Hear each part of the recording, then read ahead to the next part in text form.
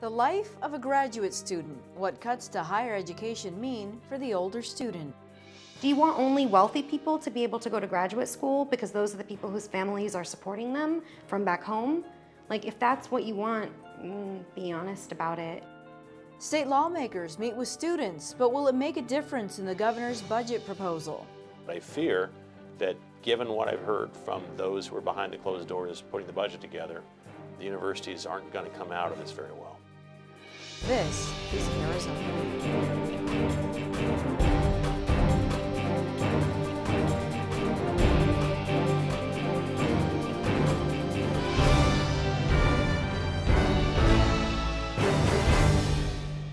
Proposed budget cuts to higher education striking a chord with graduate students throughout the state.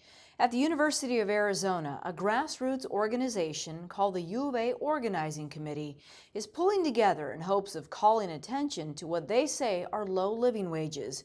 Here's the story of Brooke Lober, a graduate student in the Gender and Women's Studies program. I'm from Santa Cruz, California. I was working and started doing a graduate school in San Francisco. I went to the university in the town where I'm from, UC Santa Cruz, and I majored in American Studies and art. I think that actually some of my career aspirations changed a lot after I had a daughter. I think I just became more kind of empowered in the idea that I could contribute and I could make a difference. And I've always loved being in the classroom. Like, college is where I was politicized and where I kind of learned, I think, to kind of critically intervene in situations that are social, that are shared, you know. And so I wanted to contribute to that. I wanted to keep going, and that's why I applied to Gender and Women's Studies programs and hope to be a college professor. Arizona's the school that made me the offer, so this was the place, and it kind of fit. In some of the studies that I was doing, this program has had a thrust in transnational feminisms, and that's part of my interest. And I do social movement history, and I teach that in the classroom, or that's what I taught when I was able to develop my own class. Just give me 1 second. This is my 6th year, so my main task right now is working on my dissertation, and I've done some archival research. I have a little bit more to do. I'm visiting some archives this spring. And what I'm doing is kind of drawing out social movement histories of feminist movements that haven't really been addressed yet in academic and really in other materials, kind of like lost little pieces that I've been able to find. So how was school? Good. The afternoons kind of are our time. And I would say it's pretty common for Satya to come with me maybe to. That's one thing we were talking about, was how many meetings she's been to. I mean, there's constantly extra stuff that I'm doing. So yeah, I try to kind of work that in, but so if I'm gonna meet with somebody one-on-one, sometimes they'll stop by my place instead of kind of meeting at the office, or I'll take Satya with me a lot of times to meetings that happen in cafes. Are you buckled in? You need to be buckled in before we get on the road with these people. Life as a graduate student, it's kind of frazzled. You know, like there's a lot of different stuff going on, so I keep a calendar. Other times it feels like, you know, for our summers, our winter breaks, often, you know, I'll make a plan to say, well, this 10 days, I'm really just gonna stay home and I'm just gonna be writing. I'm really gonna be working. I'm not gonna do all the extraneous work if I can, or I'll put it into smaller chunks, and that is challenging with a kid. So I've had to like work on that with my daughter. So she's used to seeing me work, and a lot of times I'll just build in some kind of break in our day, but I'll have her doing activities, or it could be a play date with a friend or something where she goes somewhere else, or even like right now, right there in the room, they're watching the Jetsons. I'll do that for maybe an hour, I'll do something, and then I'll say, well, let's go take a walk, you know? So I have to be a little bit more like multitasking maybe than some students are, but it's, you know, on some level, it's not that different from being a working mom in other ways. I think that or a working parent who's really, you know, spending a bunch of time with your kid, a lot of people have to work out, you know, flexible jobs. So it's kind of like that. I don't think that it's not made to be that friendly, right? It's not really made to be something that everyone can do. My own department is concerned that they're not going to be able to offer all the graduate students jobs next year. So they've already told the students like me who are at a more senior level to be seriously seeking every option For me, you know, this has been a plan for a while to be looking at it. I guess the question is, if I can't get the job that I'm applying for right now, if kind of another fitting position doesn't come up, you know, I'll look for adjuncting work for sure. I'll look to see at a number of colleges if I could do some adjuncting. If those things fall through, is there a job in the university that I could find, like teaching? It wouldn't even have to be in my department, you know, teaching basically as an adjunct elsewhere in the university. In my mind, I kind of have a tiered list of what would be ideal and then what comes down from that, and really none of them are completely ideal. Get it once, you can still apply for it, but you can't get it more than once. This idea that we're just students, like, what are the assumptions that come along with that? Do you want only wealthy people to be able to go to graduate school because those are the people whose families are supporting them from back home? Like, if that's what you want, be honest about it. I mean, if we're gonna be, we are students and we are workers, we are actually workers, we make the university run, we need to be fairly compensated. There needs to be a realistic picture for how graduate students are gonna make it through that 5 years. I guess if I was a student who was really thinking financially, principally financially, I don't think that I would be in this profession, and within this profession, I wouldn't be in this field. Having said that, I don't want to live in poverty, and I don't want the people around me to do so. I have seen a number of teachers leave the profession out of necessity. This is definitely not something that you would take on if you didn't love it and want to do it. Not in my field. A handful of state lawmakers say they are committed to fighting for students in the state legislature. One of them is House Minority Leader Eric Meyer. My colleague Christopher Conover met with a House Democrat on Thursday at the Capitol. Past budget cuts total about $300 million to the universities. We've made also pretty massive cuts to the community colleges. This budget includes, at least the governor's budget includes another $75 million in cuts to the universities and a 50% cut to the community colleges. And the result of that is we've seen tuition increases.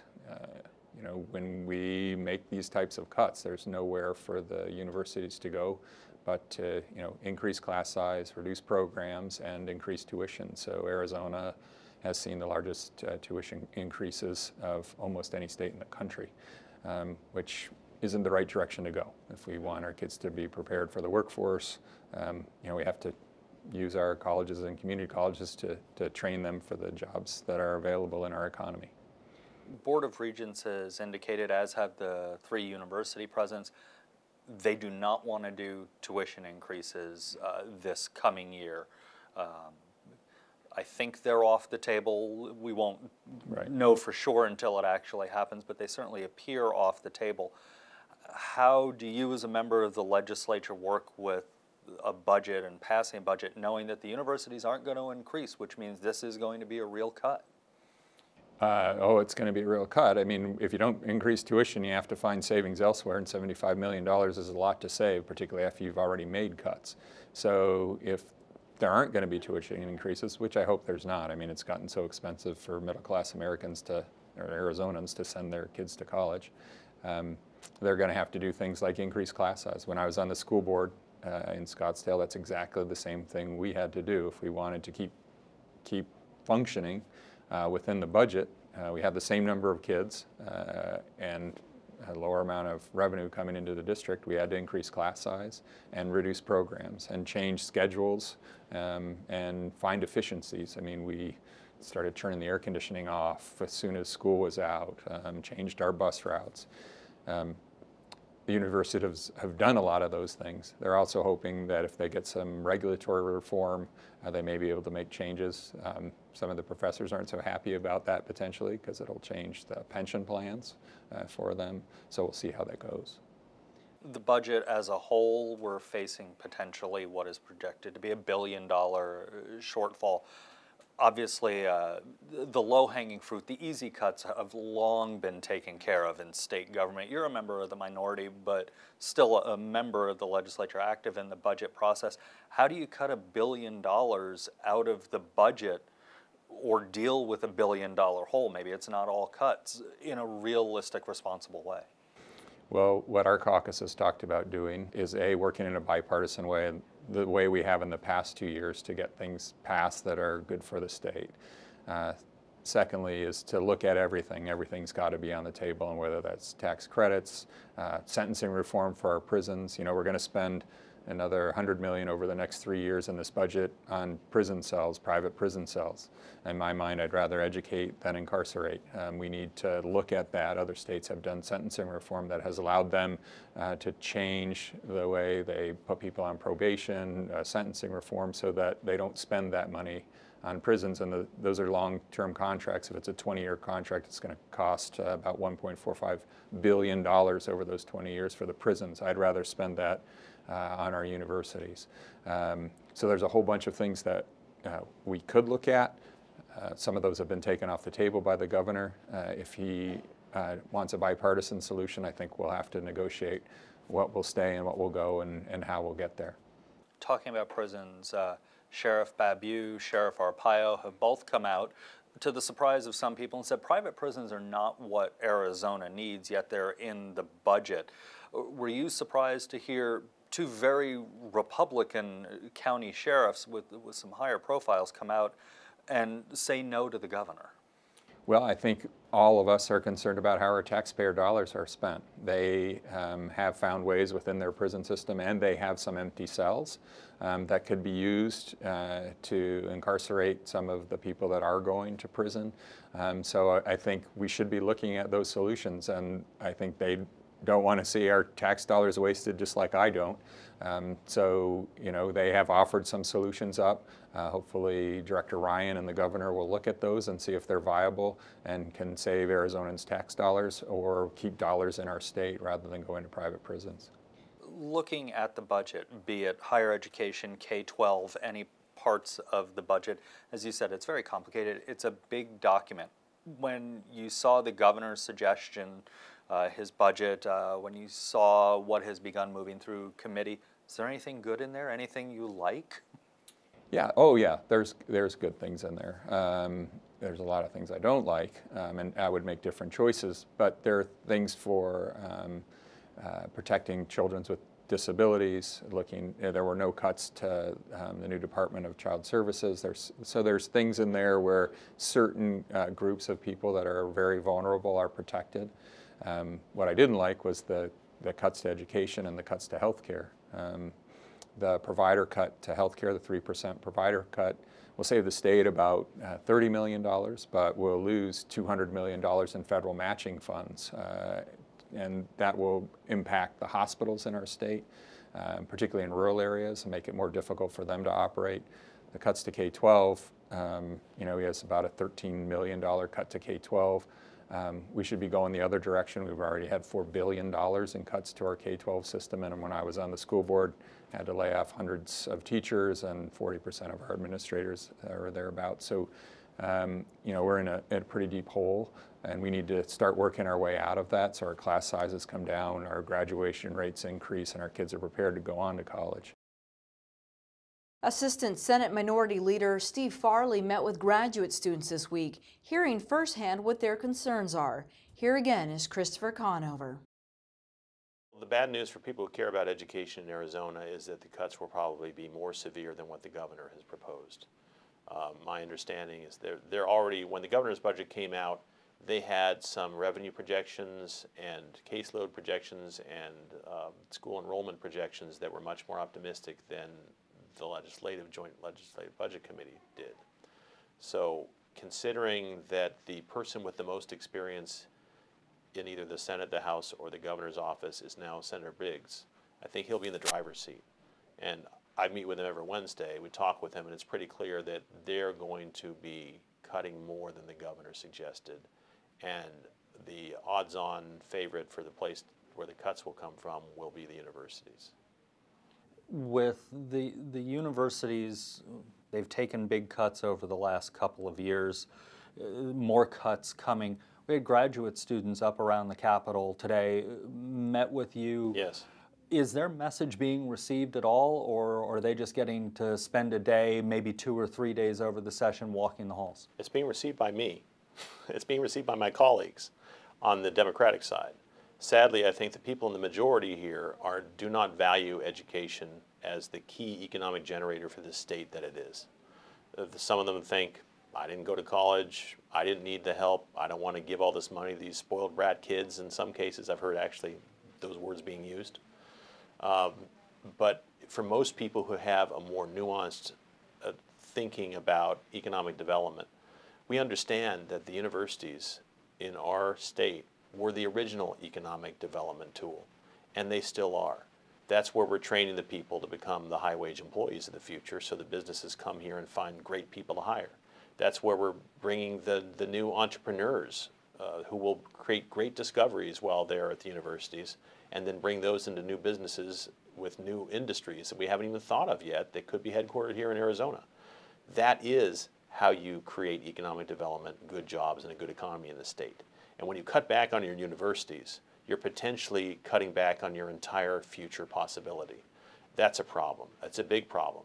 And I've been standing up strongly against it, but I fear that given what I've heard from those who are behind the closed doors putting the budget together, the universities aren't going to come out of this very well.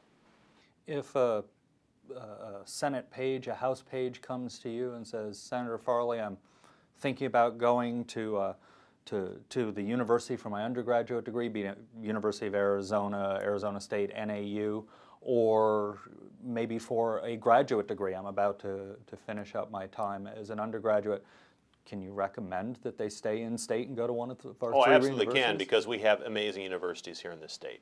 They are doing incredible things in an environment in which they are not being supported by the legislature or the governor. And that is testament to the kind of administrative power and teaching power that they have.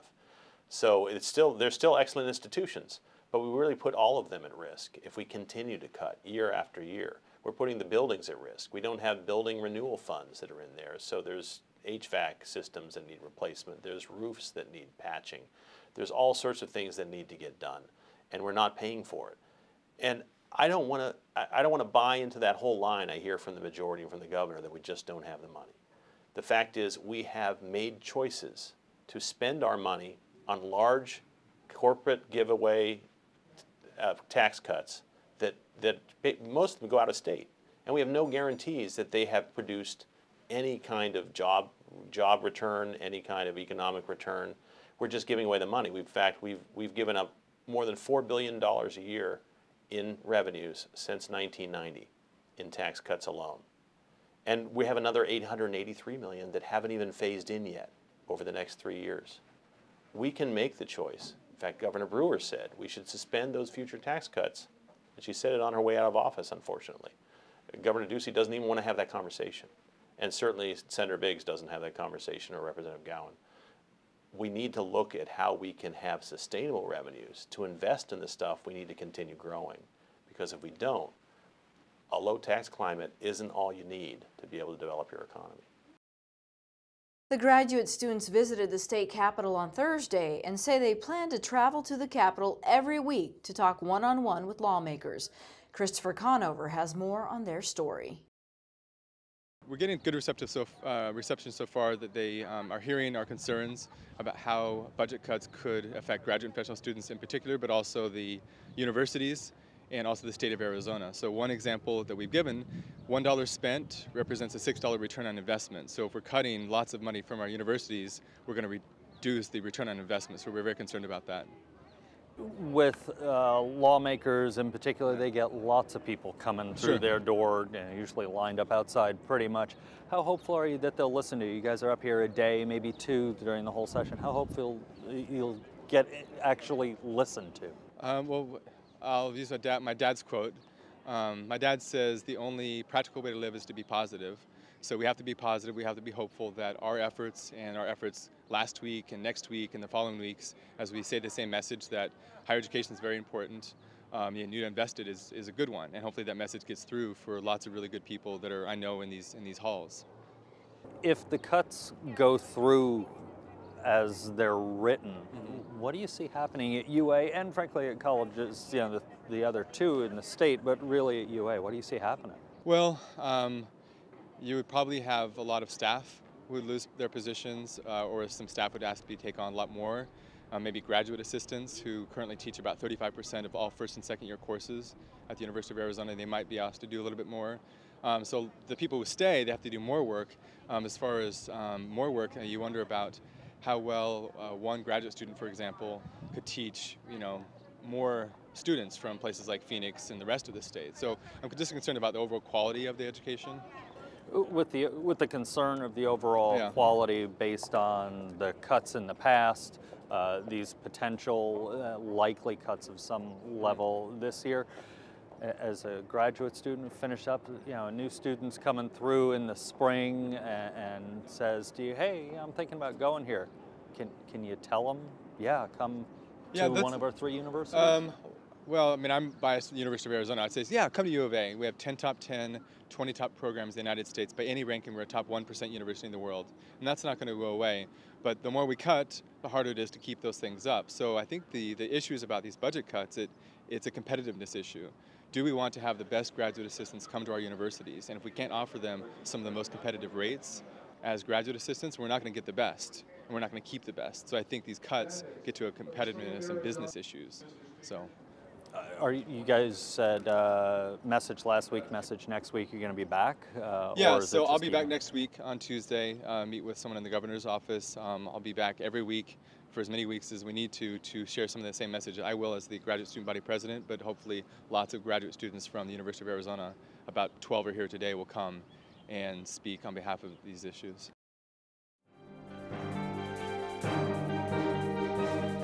The Buzz now with my colleague Christopher Conover. And Christopher, we should note that you did spend some time yesterday trying to reach Republicans in the Higher Education Committee.